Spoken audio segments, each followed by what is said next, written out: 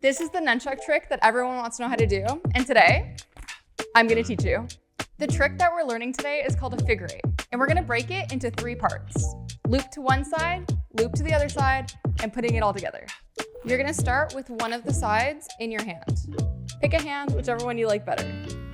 Start with your wrist up. You're gonna circle one side to the outside of your body, going back and up to wrist down.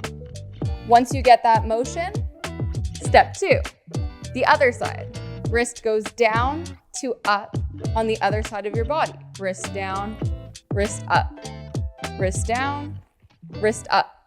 Once you get that, you could do step 3, putting them both together. So you go wrist up to wrist down to wrist up. When you get that loop, put it fully together and get your figure eight. Here's a helpful tip for those who are struggling with the wrist motions because they're pretty small.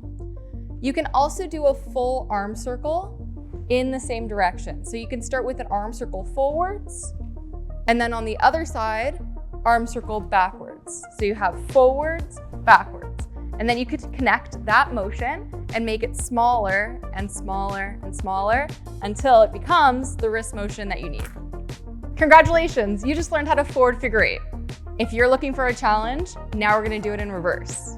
Before we even start with the nunchucks, I just wanna make sure that you know how to backwards arm circle. So take your arm and circle it backwards, up and back, because that's the first part of doing this back figure eight. Now take one side and do that exact same motion, up and back, up and back. The second part is going to the opposite shoulder and under the jaw. Opposite shoulder, under the jaw. Opposite to under. Once you get part 1 and part 2, both sides of the loop, one side and the other side, you could put them together. 1 and 2. You can start big and then make your way to go smaller and smaller until it becomes wrist movements. If you found this tutorial helpful, make sure to give it a like and comment below if you want to learn more nunchuck tricks. And I'll see y'all next time. Bye everyone.